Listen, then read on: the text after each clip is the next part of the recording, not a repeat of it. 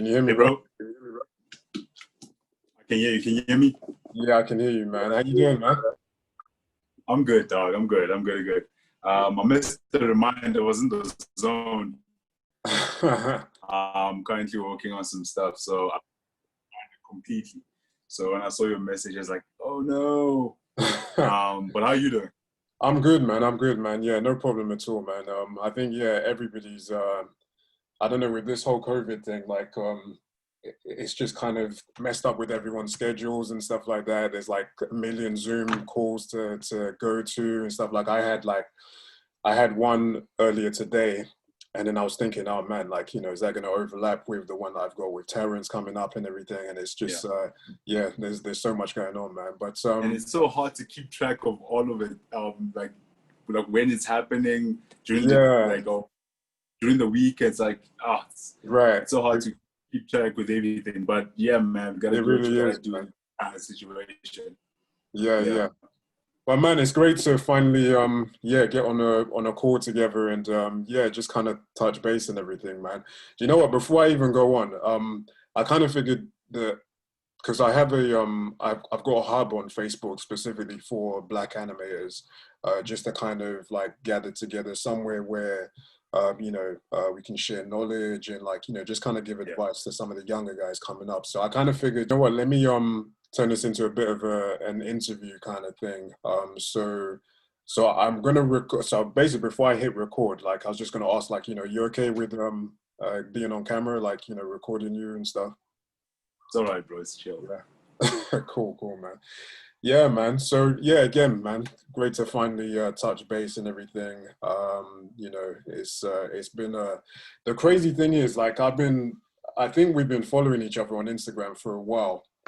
So when this Young Love project came up and everything, and I had the first call with the guys, and then they mentioned, well, they didn't even mention your name actually, but they sent your work, and I was like, I recognize that style, man. Like, I feel like I know this person. And when I saw your name on there, I still didn't recognize the name, but then when I went on your Instagram page, I was like, man, no, I've been following this guy for a while, man. Like, you know, but we've never spoken, you know. So, and that's what I find in the art community. It's like there's like we sort of acknowledge each other from a distance. We're like, that is cool, that is nice. Right. I'm picking up in so many artists, but it's just like there's like a mutual respect, but the engagement is just like it happens in its own time. Yeah. I think that I completely agree. I think that definitely we could be making more of an effort to kind of bridge that gap and make that connect, you know. And I think that, you know, this is part of it as well, you know. So this is something that, you know, I'm really trying to I've been about this, like, but specifically more in the UK and stuff. Like, I know, like, I was born in Nigeria, so there's an animation scene that is really starting to boom over there, and just generally on the continent of Africa, like, you know, so over the last few years, it's been my, I guess, goal to kind of really reach out to, you know, some of the brothers and sisters back home that are really doing, you know, being part of the, I guess, being on the front line, like, you know, with bringing animation to Africa, or to, you know, specifically, you know. So when I first started speaking to Carl Jones, I don't think I mentioned this, but we'd actually spoken years ago.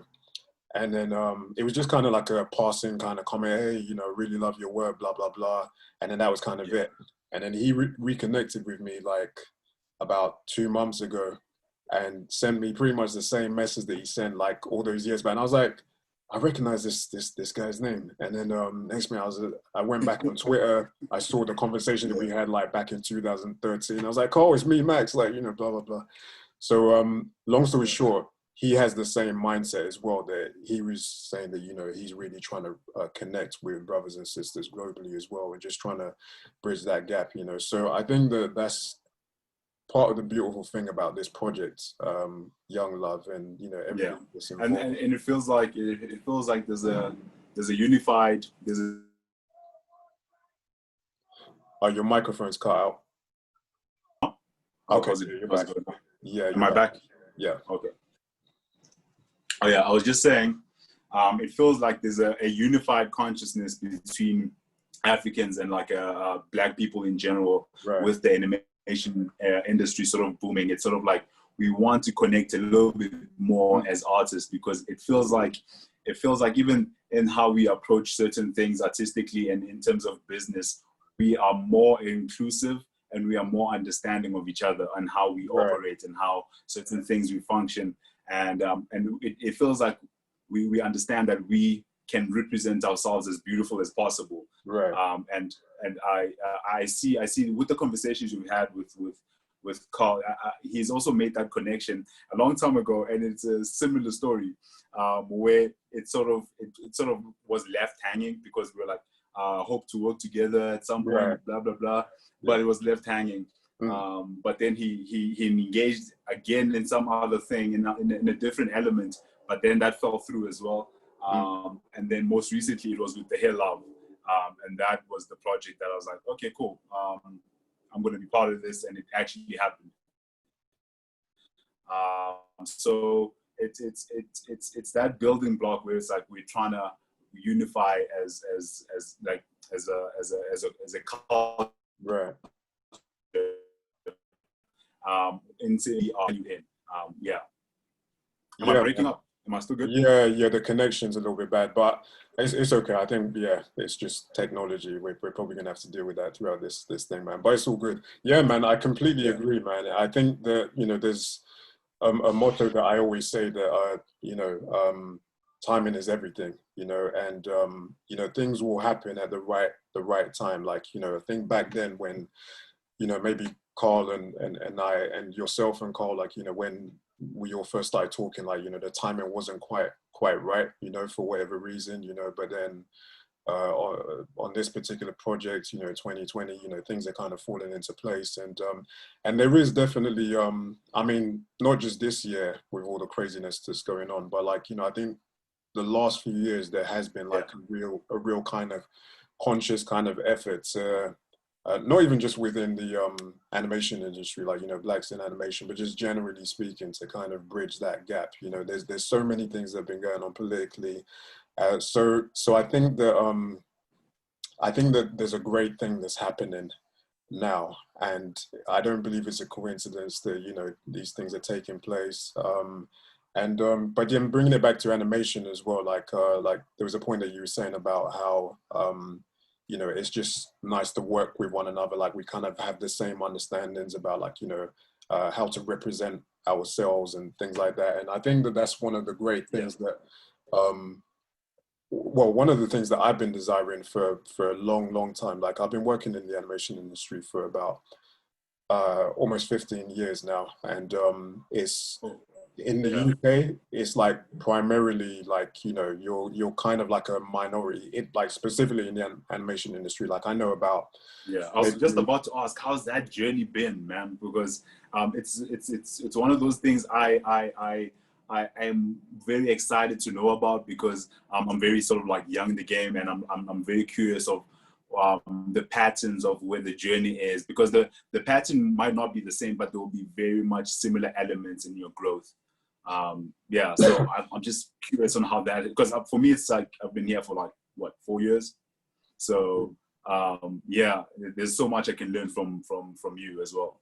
Man, I mean, well, first off, like I have to say, like for those who are going to watch this video, like, if you haven't checked out Terence's work, definitely check out. Like I'm going to put a link. I mean, this is the first time I've set something up like this, so I'm not sure what platform I'm going to put it on. Like I'll probably, I'll post it on Instagram, post it on Facebook and whatnot. But I just have to mention that Max actually hijacked me. I would have looked a lot prettier. Hey,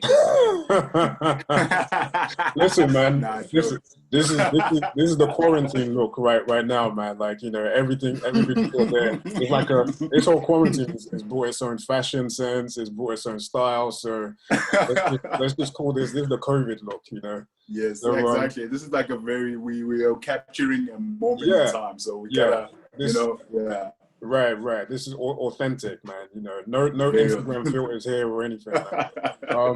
No, but seriously, like, your work is outstanding, man. Like, I mean, you're mentioning that, like, you're like 4 or 5 years into the game and stuff, but you know, your talent is like speaks for itself, man. Like it's phenomenal, man. Like I remember when I saw your stuff for the first time, I was just like flip. Like, you know how like every artist has certain influences. There's certain things that you kind of gravitate towards. Like, you know, when you have like your own style that's quite like established, at least within your head, when you see something else that kind of has elements of that, you're like, oh man, like, yeah, I like that stuff. And I saw that in your work. Like there are things that I do in my work and within the influences that I have, like for instance, you know, the most common one that I see is like having an appeal for like straight lines and angles and like, you know, shapes and stuff like that. Like you like, I see that in your work, bro. And I see it in yours as well, man. Like, you know, so strongly, like, and so I remember when I first saw your stuff, like, but yours to me, it was on a whole nother level. I was just like, dang, man, like, you know, this guy's lethal with it, man. Like, you know, so yeah, man, I really appreciate your stuff, man. I'm like been a huge fan, you know, of your work for I think I probably been mutual, bro. And then I feel like we were speaking towards like a very similar. It's a similar sort of like a mutual thing because there's certain decisions that you make with the strokes and how you put the lighting in terms of shading, and it's like there's that certain thing that you pick up on. You're like, okay, cool, that's a beautiful thing this guy's doing. I'm going to take that and I'm going to switch it up like this, and it's like yeah, it's a very interesting dynamic that you learning from other artists as well. It really is, yeah. I mean, I was speaking to a couple of colleagues about this very topic a couple of days ago. Like, it's such a fascinating thing. Like, there's so many misconceptions. There's so many things that I know now about this topic that I wish I knew like back, you know, when I was a younger artist kind of coming up, because I had a lot of misconceptions like about style and originality and what that means, and misconceptions such as thinking that, like, you know, to create something original, you couldn't look at anyone else's style kind of thing. So I was just kind of there in this box by myself, like, you know, trying to like isolation.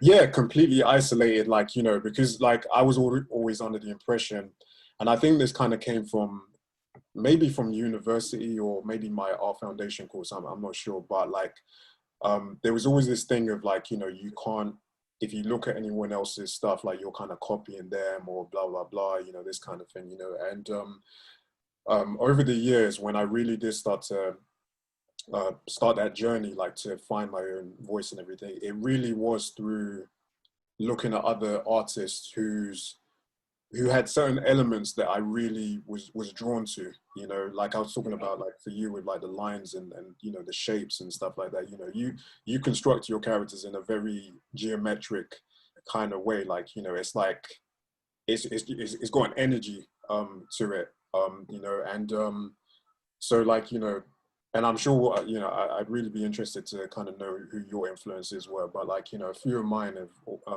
been like Jack Kirby, Bruce Timm, that's the most obvious one. And, Darwin Cook as well, like particularly those three guys. Like I would say Robert Valley as well, Pete Chung, who did Aeon Flux, for like that kind of really you know, elongated kind of proportions, like really pushed proportions perspective, you know. So so yeah, so as I started studying all those guys, I kind of just I personally found my voice from there, and yeah, man. So I think I hear what you're saying. Yeah, it's an interesting journey, because for me, even with the like how you kind of develop your style, it's a very tricky sort of line you walk, because it's like I've always my mentors have always taught me to sort of like draw from where I come from and draw, because sometimes you look at your influences and you try to replicate what they're doing, but at the same time you are drawing from a different story. So when I drew from where I'm from, which is Soweto, there were certain elements that I enjoyed, and I would draw those. I'll try to capture that vibe I see and put it in paper. And even in simplifying it, I would try to at least capture a certain essence. And once I capture like a glimpse of it, I would hone into it and I'd try to refine that and make it as beautiful as possible. So that's how I sort of drew from, I just made I tried to make my style as beautiful as possible. And then I saw artists that were really doing that. And I was not even close to that. And when I saw those artists, I think one of the artists that really did it well and was a big influence on me as well was Jima Gariba. And he draws. Oh, 2 seconds. Let me just hang up on this, guys. Sorry about that. That's cool, man. These guys have no idea I'm on a call. So yeah, and also my best friend as well, I grew up with.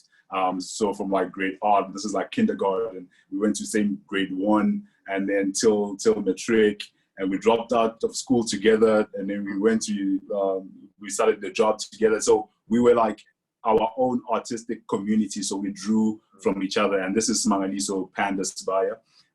So he was like a very close influence. So when he was leveling up, I was like, whoa, what are you doing, man? How did you get to that level? And I'd be just like, we try to one up each other. And that has accelerated our growth very, very, very fast. And that's why I encourage like young artists to be in some sort of artistic community where they can look left and there's someone doing better than them, and they can just look next to them and be like, there's just everyone around them is just really honed into their skill. So that for me has been the elements that has sort of accelerated my process. And another thing is finding that uniqueness is a hard thing.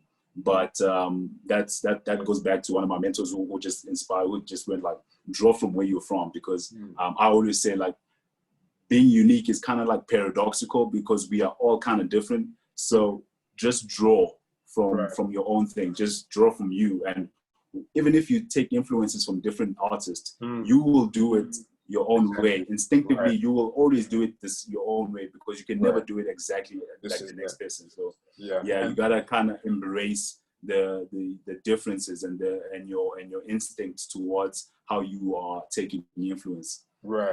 Exactly. And I mean, this is pretty much what I was kind of alluding to as well, that like in taking those influences from like, you know, the other artists, whether it's the way somebody draws a hand or the way they draw eyes or something like that, all of those things in combination create something unique in itself anyway. Like, so it's never going to be the same as like, you know, as the thing that you were influenced by. You know, you'll just see elements of that. I remember there was a quote that Jack Kirby was known for, where he said that if you see somebody that draws hands the way you want to draw hands, or the way you like, then take those hands, like, you know, take those hands, like, you know, and draw them, like, you know. And when you study, like, when you really read or listen to the interviews of like a lot of the great artists, like, you know, whether they're comic book artists or illustrators or painters, like, they always tell you, like, you know, that they were influenced by other people, like, you know, that their work is like, you know, in some cases, like, you know, oh, I just ripped off so-and-so's like work, or the way he draws eyes, or the way he paints this and that, you know. So, and I think that's a reassuring thing, and I feel like a lot of young artists need to be aware of that as well. You know, I think we're kind of saying the same thing here as well, in that like, you do, by default, you have your own way of drawing first, like, you know, there's kind of like, it might be based on like, you know, your environment. Well, it will be based on your environment and stuff, like the things that you see around you. Like for me, my dad drew, and my uncle draws as well. I've got like, you know, a lot of artists in the family. Like they didn't, apart from one uncle, like the rest of them didn't really pursue it or take it anywhere and stuff, but the influence was there, you know. So growing up and seeing that and everything, definitely played a part. But then I guess as you're as you're growing, obviously your style kind of evolves. Like I'm sure if you look at your stuff from say 5 years ago, maybe even like less than that, like you're just like, oh man, you know, that's not even me. I'm so far away from who that. is that? what decisions was I making, and why did I make those decisions? Oh my God. Yeah, but I think it's I mean, it's a healthy thing to do, like, because when you're able to look back, you can also see your thought process back then, like, you know, that, okay, right, I used to draw shoulders like this, or I used to construct characters like that, but like when I look at what it evolved to, I kind of made a conscious decision that, like, okay, right, that line looks better this way now, like, you know, instead of that way, you know. So it's a fascinating thing, and it's a great way to also navigate, because sometimes you could go too far into your inspirations and you lose yourself. Right. And I do sometimes look at my old drawings, and there's certain things that were uniquely me, and I was like, that is a very special thing that I want to reincorporate into my work. So even though the old work might be just like very cringy, sometimes you gotta look at it and face it, and really face it and be like, who was that? What was that guy trying to do? Like, what was he trying to do? Let me see if I can do it now. And that's a very important truth to sort of face, because it will improve you as an artist, and it will help you not lose yourself and lose whatever that old guy, your old self was trying to achieve. Because you can get lost into inspirations, into different Pinterest tabs and different artists, and my goodness. But sometimes your old self would be like, yeah, this was us trying to be the purest we can be. So don't abandon me yet. I think as well, one thing that just speaking off the top of that, because you can definitely get lost in you know, your influences and just fall down that rabbit hole, you know. So one thing I always try to encourage myself to consciously do is like even on Instagram, but like follow other artists whose work is completely different to mine. Like they might even work in different mediums. Like I actually follow a lot of sculptors, funnily enough. There's a guy honestly, this guy's like one of the most incredible sculptors that modern day sculptors that I've seen. I think his IG name is Basil Sculpts. I'll send you a link to his stuff, but just like it's so inspiring to see that stuff, that like and I think that you can learn a lot of lessons, like as a 2D illustrator, like, you know, from looking at mediums that are completely, you know, different to your own, you know. So or even like painters, like, you know, it might be like a proper fine artist, you know. But I think that, because it's like a different way of thinking, and there are certain elements that you can incorporate into your work as well. So it keeps you loose, you know. It's such an interesting topic, man, because sometimes, and I don't want to be too harsh on creatives who are doing the same thing we're doing, but sometimes you could find that as you're scrolling Instagram and it gets too the artists get too similar, and there's like a very mono, it just becomes all the same. And you're like, where is the uniqueness? Where is the fun? Why aren't we playing? Because this is Instagram. This is not like a job. You are free. You can do whatever you like. You can take inspirations from whatever. And sometimes I take inspiration from fashion artists who are doing completely something different, and I would try to play and really try something new. And it's a harsh thing to say that maybe artists should try not to be boring, because just let's try to be fun. Let's try to have like a little bit of energy in our work. Let's try to challenge each other. Let's try to go to places where it's just like, oh wow, I didn't imagine character design going to this level. You know what I mean? So man, there's so much we can do, where we just like, let's not bore each other.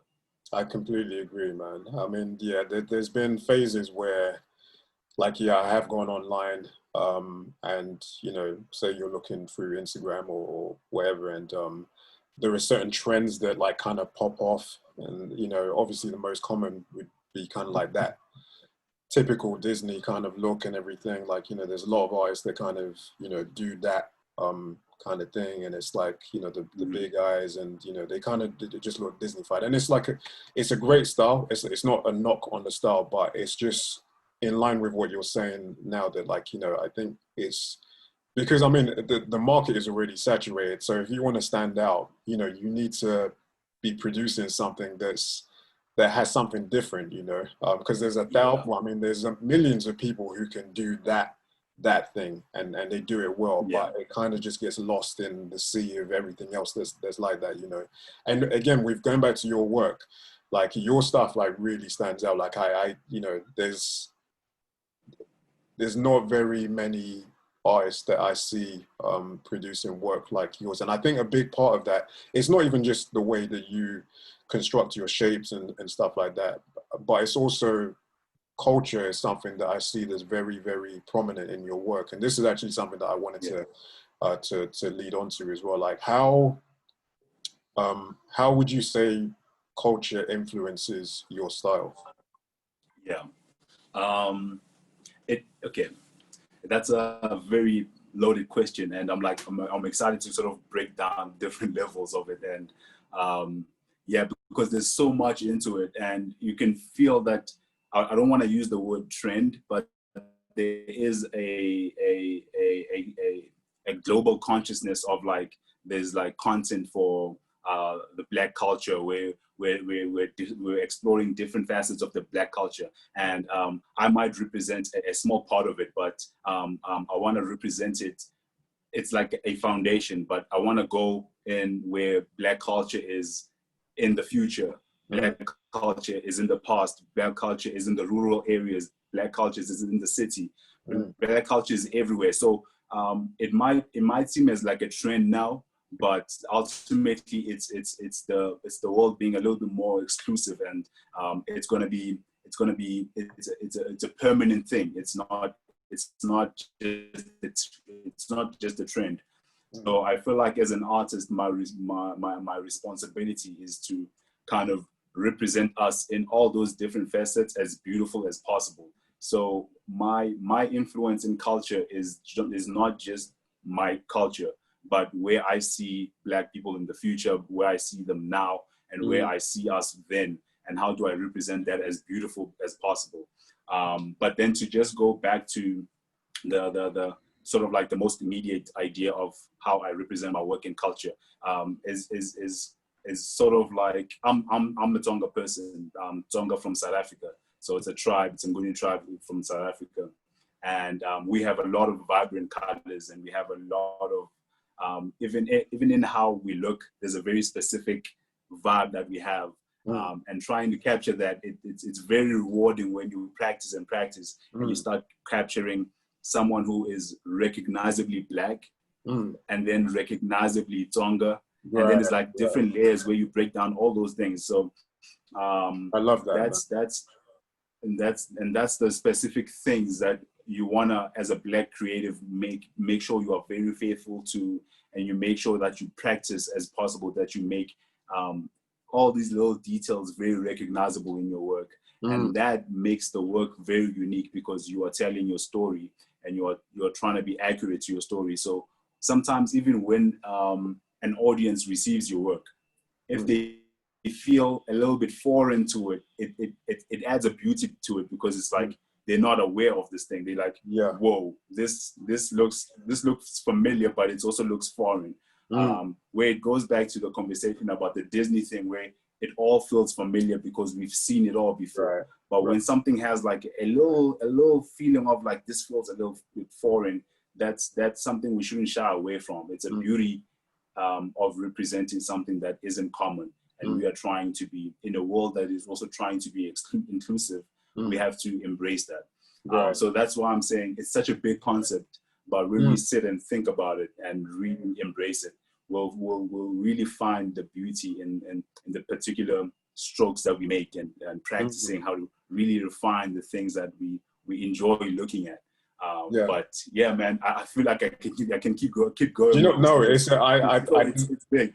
Yeah, no, I deliberately threw that question at you to just to kind of open the can of worms, man, because it is a loaded question. And to be honest, even the little that you have gone into it, like you said some profound things in there. You said some loaded things in there. There's kind of like peeled back a whole nother layer that I think a lot of people don't necessarily think about as well. Like, you know, that like, it's great that like, you know, right now there's a lot more representation, like, you know, in media for like, you know, like particularly animation for like Black characters, and not just Black characters, but having Black story or people of Black or African origin storytellers behind those voices or those stories as well. Because it's one thing to have like a Black cartoon character, but who's the person that's writing behind it, you know?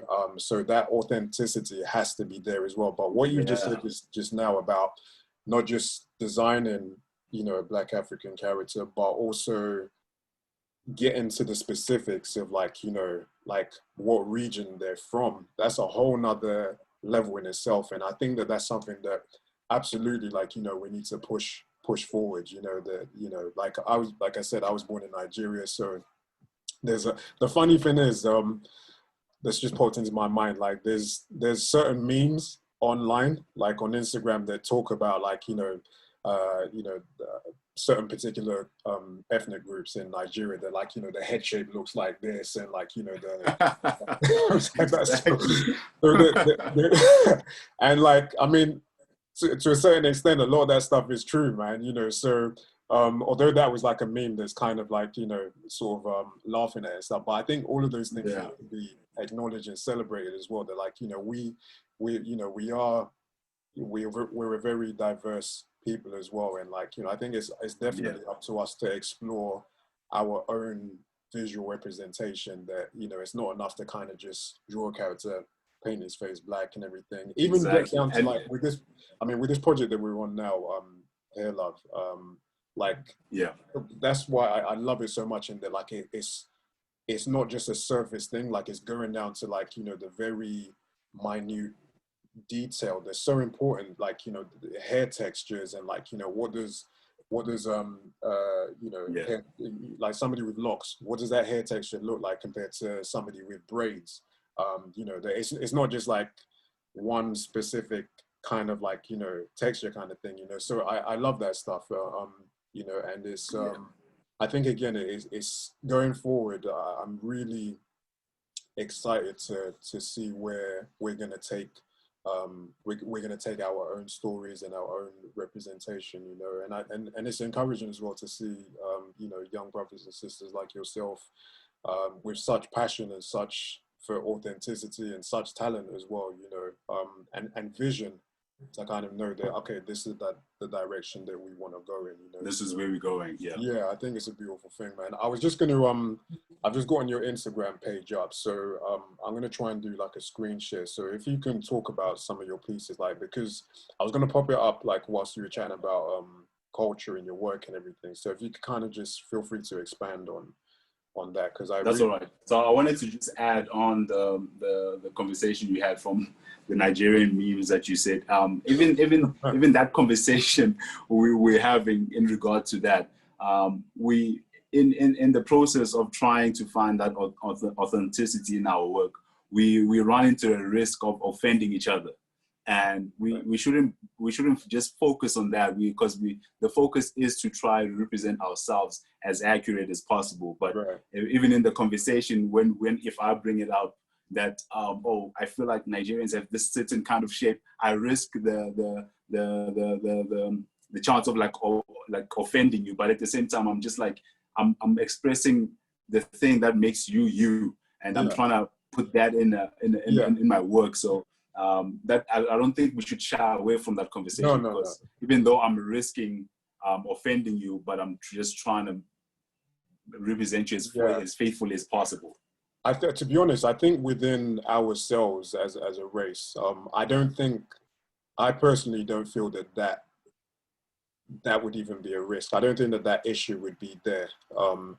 It's only ever been an issue with regards to how we've been represented by others. That's where that is. So I think we just have to be careful not to project that same mindset into when we're representing ourselves, because obviously, like, you know, we know ourselves as a people and stuff, you know, so, you know, it's not like obviously, like, I mean, we talk about history and how we've been represented, like, you know, with the whole minstrels, the big red lips and all that kind of nonsense and stuff, you know, so, so I don't, obviously that risk isn't there, like, you know, for us, so, yeah, I don't think it's something we need to worry about, man, but yeah, right, let me share my screen with you. I'm still trying to get used to how this whole Zoom thing works and the features and all that stuff, all right. Okay, so, right, can you see my screen now? It's just loading up, it's loading up. I can see it now. Okay, cool, right. So, yeah, man, so I kind of figured, like, let's just, like, scroll through some of your work and you can kind of talk a little bit about your pieces and your process as well. There was one particular piece I'm going to try and find now that I was really, really drawn to earlier, and I was wondering whether you could talk about that a little bit. I think you might run into Instagram stopping you at some point because you're not logged in, but let's see. Okay, all right, let me continue as... There we go. Man, you literally predicted that. Okay. Such a frustrating thing, I've gone through it. Yeah. All right, let me scroll down. There was one particular piece that you did of, he looked like he was like a warrior, but you had done like a few different hairstyles on him. I think it's just a little bit lower. Okay, yeah, this guy here. I thought this was dope, man. When I saw this, I was just like, oh snap! Like, thank you, bro. Like just the attitude, the expression on the face, like, you know, the eyes, the posture, the you know, the shoulder kind of like, you know, being supported by that what is that mask or something like that? Mask, yeah. It's like a big stone, yeah. Yeah, I love all of that, man. Like, so, all right, here's a full picture. And then you kind of did some explorations on his hairstyle. I love that, man. Love that. Yeah, I think, where did that inspiration come from? Oh yeah, I mean, I don't want to misrepresent, but yeah, I think we know that from a bunch of references that we had, that's like, you know, that reference. Yeah, I know the one. Yeah, I was just trying to think of it myself, but I know it. Like, I've got folders on my computer, literally with like a whole load of references of this, you know, this same hairstyle. Like, you know, the people. I think they were. I know they were East African, like, but yeah, I don't want to like, you know, misrepresent and stuff. But yeah, but like, I love that, man. It's and this one as well. So yeah, so I think yeah, the idea behind this one, and to be honest, with it's like a collection of the specific drawings I drew in this style, where it's a little bit painterly with a little bit of like a structure behind it, where it's not just it's flat. The approach was to kind of even how I approach the skin and how it reflects the blue light and all of that. I wanted to push that as far as I can, because you know how darker skin kind of receives light.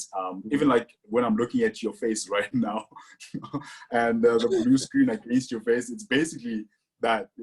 This so guy might as well be on a Zoom yeah. But so it's how it's also like there's a science behind how we represent our skin and how it receives light, and how much we push that way. It's not too it's just not bad. So with this one, it was stylistic, so I pushed it as much as I can without having it be jarring.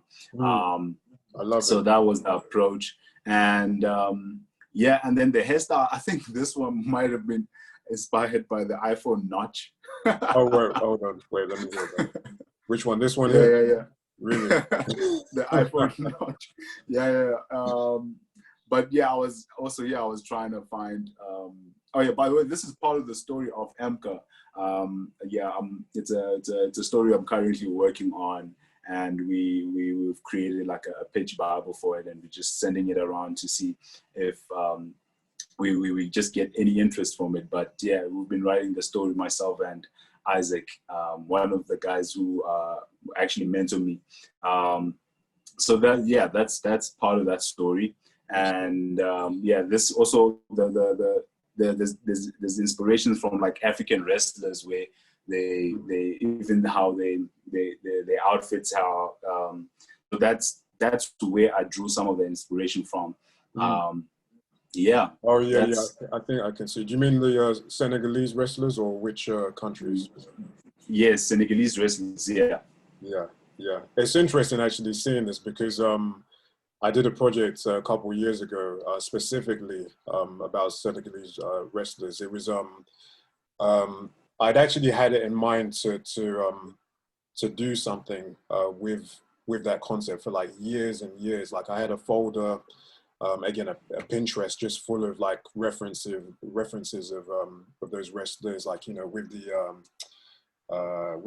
the rope like kind of tied across the chest and everything, and like all the rituals that they go through. But I was kind of saving it, and then a friend of mine who's a fashion designer, her name's Dion.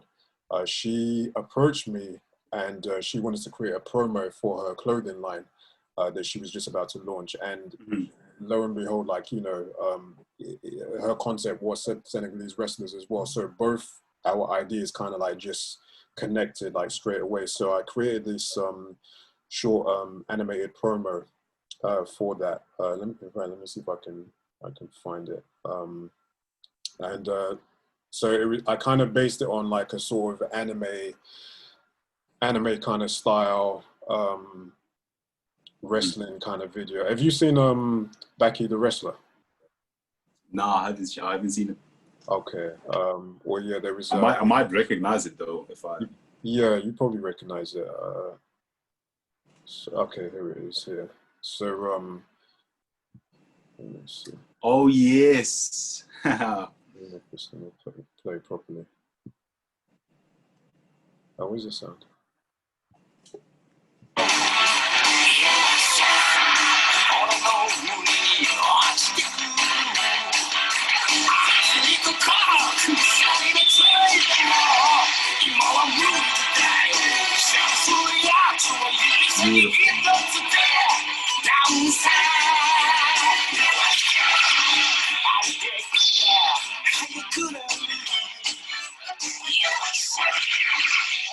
So yeah, it was the same. Beautiful, man.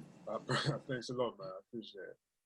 Like it's this type of work that like even how you've drawn certain things, it's like you've pushed them to where it's like they are recognizably Black, and you've done it in your own way. You've simplified just shapes in a very beautiful way, and it's just like it feels like pure. It feels like it's not diluted. You know what I mean?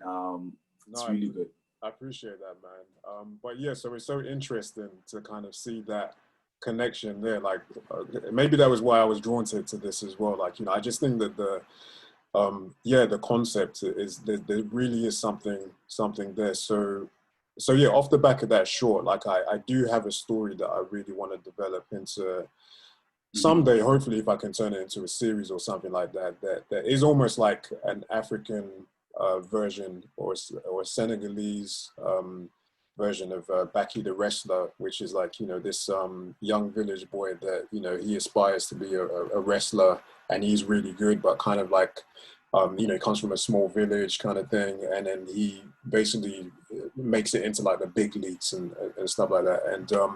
And just kind of exploring like,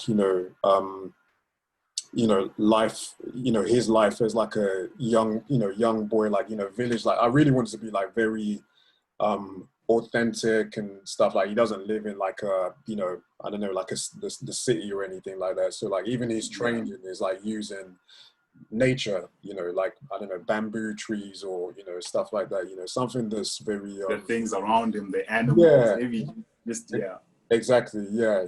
And just because, I mean, talking about, I mean, the whole world has been influenced by Japanese animation and just like anime in general and stuff. And it's and it's great. And it's what they've done, and what's great about what they've done is that they've created something that's authentic to them that the rest of the world has really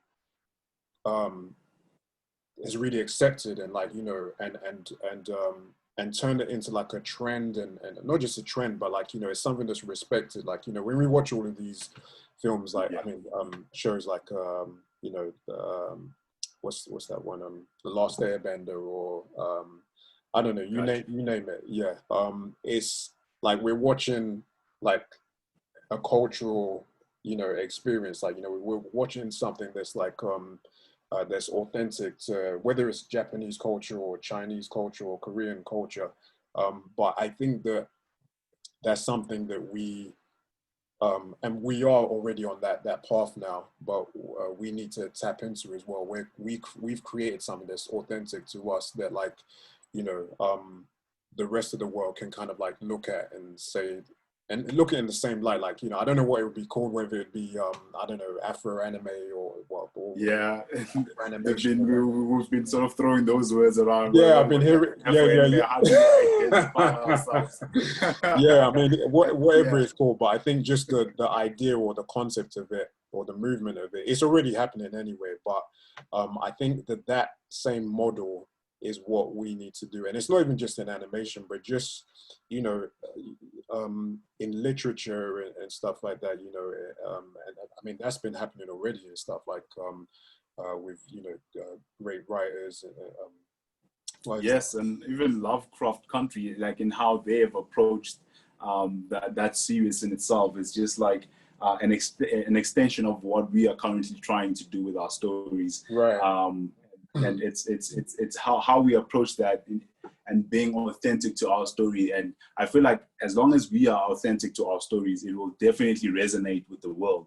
And that's where it's very important to have those good collaborations between us as artists who want to represent the actual visuals as faithful and as beautiful as possible, with writers who just have the same mindset. And and those kind of teams are very hard to build, because it's at the same time not everyone is exposed to that. Like, there's a few of us who really are honed in as very passionate about how we're trying to tell our stories. But I think the more we find ourselves, and I feel like you started this conversation with a mention of the group you are creating, where you're trying to unite artists. I'd like for you to elaborate on that.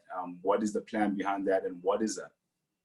Yeah. I mean, it's been a few years that I've been running the group for now, and it's a closed group. It's kind of just been initially something that I just wanted to just test the waters out. So basically, I was at an event, an animation event, some years back, and I was speaking to one of my friends there, Wayne Riley, his name is, and I was just saying that, like, you know, I really think it would be great for for us to have a hub where we can all come together, just to inspire one another, just to talk shop, and then also for young, you know, young animators or designers to also have a platform where they can receive knowledge and stuff, and actually, you know, gain advice and insight from people that look like them, that have already gone through the experience.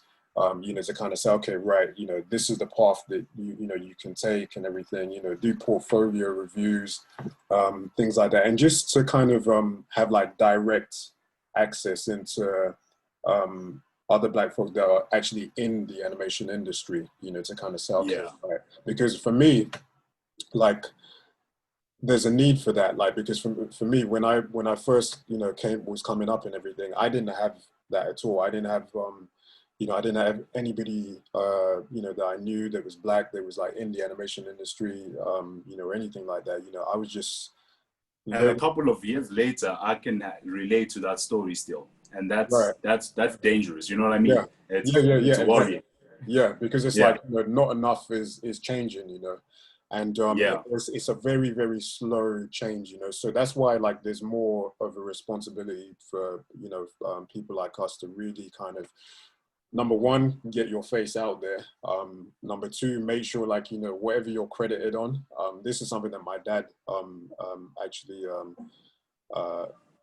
taught me and everything, and just kind of drove the point home, to make sure that your full name is on there, like specifically, like, you know, if you're of, you know, African descent and you have, like, you know, full, you know, obviously sometimes we can't fit all of our names on there because we've got like about 12 names, but just make sure your you know, your cultural name is also there as well, because that really does make a difference. And it's powerful.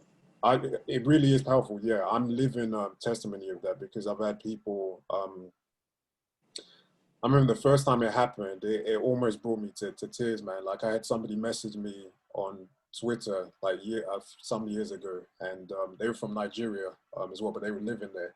And she messaged me saying that I was watching Mr. Bean. I worked on that show a couple of years back. She was like, oh, I've just been watching that show with my child, and, like, you know, we go to the credits and then we saw your name on there, and we saw that it was in Nigeria, Yoruba. So I'm Yoruba, and my goodness, bro, those kind of stories, bro. Honestly, like, yeah. So she said that she saw that, and then she googled me, and then she found my Twitter, and then she was like, oh, we just wanted to say that your people are watching you back home, and that, you know, we're supporting you, and we love what you did. Like, that morning, that was the first thing that I'd kind of woken up to, and like that just set the rest of my day up, like, you know, and it just reinforced the importance of making sure, you know, you're seen, and making sure that, you know, you are shining your light, like, you know, for others to kind of, you know, come up and everything. So yeah, going back to the group, it's for those same reasons as well. So specifically for Black animators, and I'm pretty unapologetic with that, just because, you know, there's a need for it, you know. That's my specific agenda. You know, there are other groups out there that are for whatever, you know, animator or blah blah blah, this animator. But that's your focus, and I totally get that. Yeah, you know, I've had people, and we have like a just to sort of add on that conversation, just like we have like a similar project where we have like drawing sketchbooks, or drawing clubs in the township, where we just give kids some sketchbooks and we sit with them for the whole day, and we sort of like draw, and while we're drawing, we're teaching sort of like basically introducing them to animation as a career, because I feel like there's different levels to this, where there's a child who doesn't even know of the existence of this thing as a career. So that's where we begin, where it's like the foundations. So that sort of introduces the kids to animation, and now we try to introduce them to like small things like fundamentals, like gesture drawing, and just getting them excited about this thing as a career. And when you speak about getting yourself out there, it's such a big thing, because it's like, why would you hide value? Like, why wouldn't you show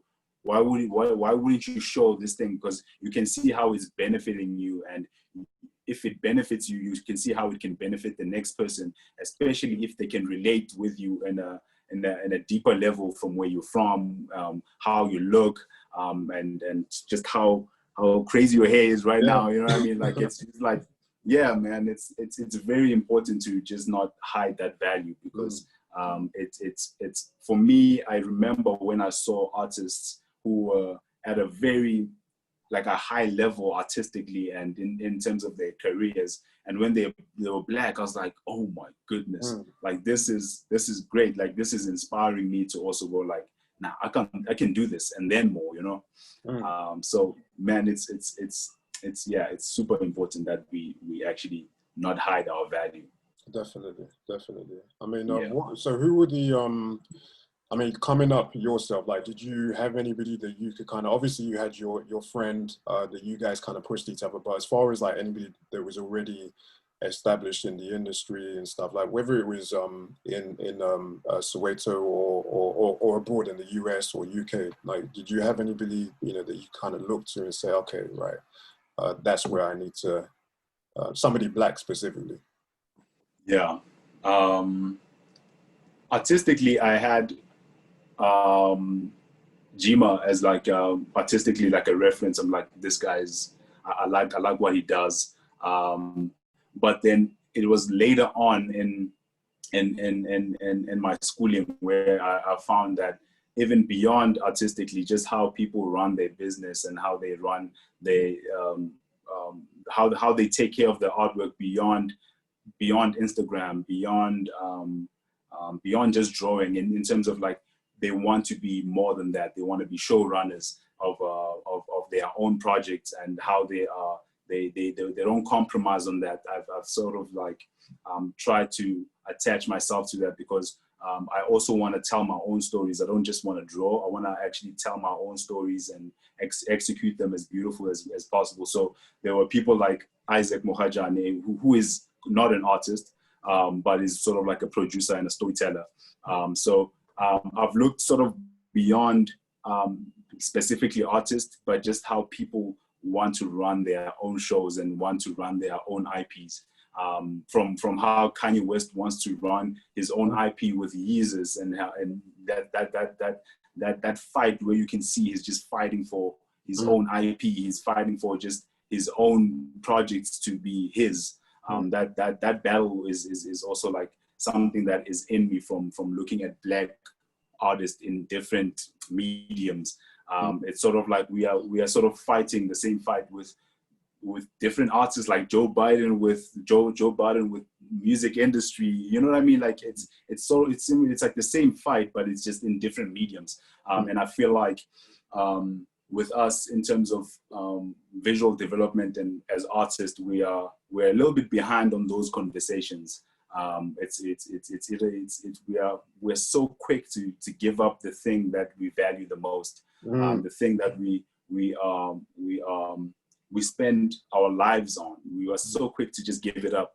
And I feel like we could benefit with a little bit of resistance, a little bit of a fight. But at the same time, we have to look at it very carefully, and also create room for the next generation to have like, sometimes we give up that fight for the image of surviving, and you know what I mean?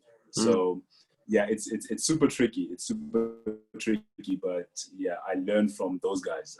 It's not just artists; it's just like different artists in different mediums. And I think that you kind of touched on something interesting then, and I'm hoping, or I'm thinking that maybe this is kind of what you were sort of insinuating. But when you talk about giving up too easily, like one thing, and you know, correct me if I'm wrong, but like this is a point that, like, you know, I always kind of make as well, is that we, unfortunately, like, you know, we tend to kind of sell off like what is most unique to us, like, you know, the talents that we have, like we tend to kind of, you know, sell them off and everything, and we don't really hold them as something that should be dear to us. Now, to try and kind of elaborate on that a little bit more, like if you talk about genres like, you know, hip hop, like music, you know, R&B, or you know, there are certain things that we kind of tend to give away, like, you know, we don't really claim, like, you know, enough of an exclusive kind of like standpoint on certain things, like, you know, and that's why they basically then become I would say corrupted. Like they basically become like, you know, they're not as authentic as they were before, because we've kind of sold them. Like, you know, like it's almost like you sell your birthright. Like, you know, you produce this thing and then you kind of sell it off, and then you start getting angry because that thing is still out there, but it's got like it's misrepresenting you, you know. It's washed down. It's diluted. It's yeah. So I think whilst we're on that topic, it is very, very important to maintain what is yours and not to sell it off, like, you know, because, like, you know, I mean, it happens generally in business, you know, like even with like the music industry, like, you know, whenever large corporations kind of like initially they don't really support, like, you know, the young, you know, artists or whatever, until they see that, oh, there's an underground buzz that's kind of being made and everything, and like, oh, the youth are like really into this this whole thing, like, you know, like say grime music, for example, like, you know, when that was first popping off, like you know, record labels and whatnot. Like they didn't want, you know, anything to do with that until they saw that, like, wow, like, you know, the youth, they're really kind of latching onto this thing and it's causing a buzz. They're gravitating towards it. Right, yeah. So they know that they can monetize this thing. But the danger with that is that, like I say, if you sell it off, you know, then it basically can become whatever that person that's bought it wants it to be, you know, and there is a real danger in that. So that's why, I guess, to kind of summarize what I'm saying is that we need to understand the importance of controlling our own narratives and hold that as the highest priority, you know, not sell that for anything. Like control ownership of your own and your own IP is paramount. Yeah, man, and not to just get too political about it. It's just like it benefits you as a person, as to protect your well-being, to protect your happiness. You just gotta at least have the frame and to stand and make and sort of like respect yourself enough to go like, this is what I want and this is what I will stand by, because I will be the one to represent it as beautiful as possible. And the result of that, whether you fail in doing it, ultimately you will, I feel like ultimately you will retain your, like the idea of your happiness or yourself, because you will run into a point where you're just like, you are just unhappy with yourself because of the decisions you made just out of desperation or out of getting a one-up or whatever. So yeah, it's more like just respecting yourself and the things you want, out of your life. It's pretty much that. But yeah, it's a whole thing, man. It's a whole thing. So I mean, if you, I mean, I'm not sure. I know that there is obviously, like, you know, growing industry in South Africa in general, like for animation and stuff. I know that there's a couple of studios there, but like, have you, in your journey, have you kind of had any resistance yourself as far as, like, you know, you mentioned that there's a project that you and some of your friends are working on. Like, have you actually pitched it, you know, anywhere, and like, you know, what's been the feedback, you know, from that? Have you had to make any kind of compromises, you know, yourself, or? Yeah, there's quite a lot of compromising that happens, and sometimes you have to think about them, and you sort of like you sort of gauge if this benefits, if it is a change that you wanna make as well. So yeah, we've pitched a couple of shows before, and there's a lot of changes that happen, and sometimes even as a young artist, it's as you are learning, and you are new to the industry, you tend to latch on the people who are a lot more experienced, and you want to learn from them. But there are certain things that you have to hold on to in terms of if the specific project, like my project was specifically for my culture, and it was specifically about the Black culture from where I grew up in. And if I felt like, as I'm collaborating with the writers, if that is misrepresented in any way, I would try to sort of navigate back. And luckily, I'm working with a team that is very understanding. They're very open to having to collaborate together. And if there is some resistance, we'll talk about it. And they're very open to just having us represent the story as faithful as possible. But at the same time, I also rely on their experience and how they've seen certain things work and how the market receives that. So I feel like ultimately it is a journey for me to sort of learn and also to learn how to represent myself without being too protective over my IP to a point where I'm unmoved and there's no collaboration. It's just my word. So you have to be also reasonable. But in regards to the growth in the South African industry, it has grown in leaps and bounds where I'm comfortable enough to go like, yes, this is the place I would love to stay in South Africa and watch this industry grow, and I want to be part of its growth, because even with the big studios in South Africa, you can see they are a lot more inclusive. They're a lot more. They want to represent the stories. It feels like there's a network that is being shared with everyone, and it's being shared with everyone equally. So you can do whatever you want with it. You know what I mean? So that is something I've really started to appreciate with the studios from South Africa.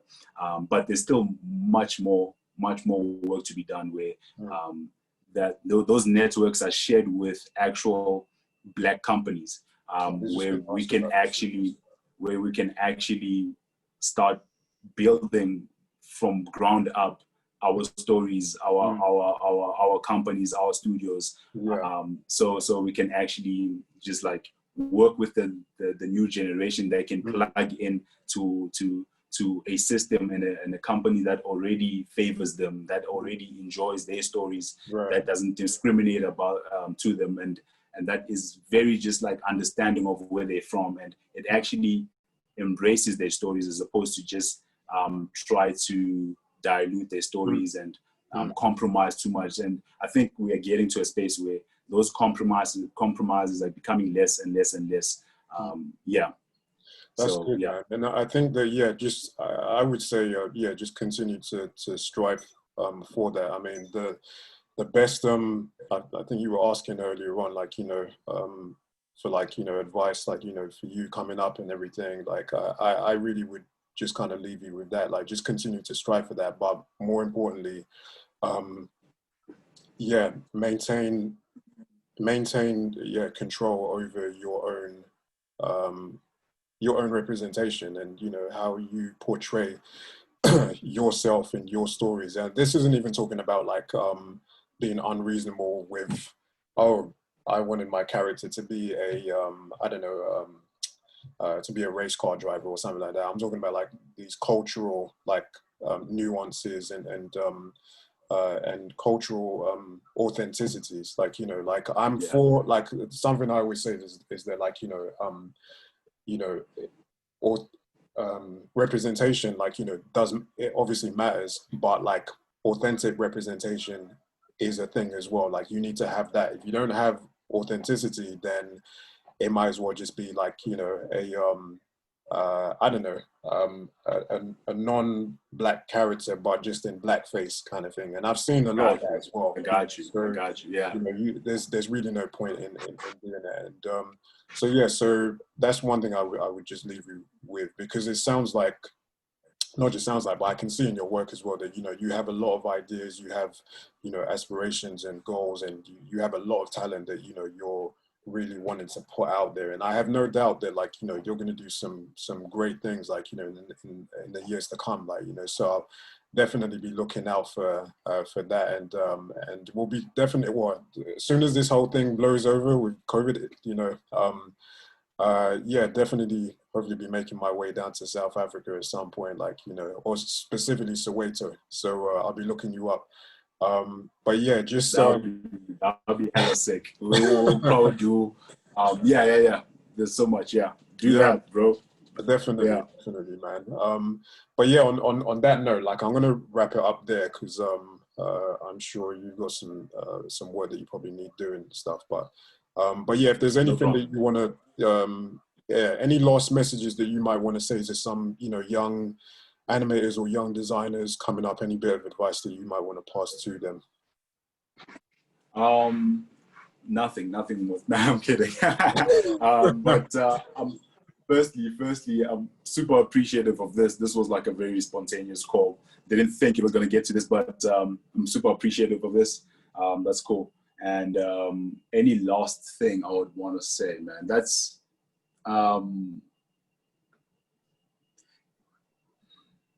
it's a tough one. It's a tough one, because you want to say everything. You want to say everything, and just the closing lines. It's like so much pressure. But I would say, man, just as an artist, just try to be as authentic as you can, and practice being authentic, because being authentic is something that doesn't come easy, where you are surrounded by different influences that aren't really you. So you gotta really dig deep to find the thing that makes you authentic and hone into that. So yeah, really dig deep and practice being authentic, because it doesn't come easy. You gotta practice it.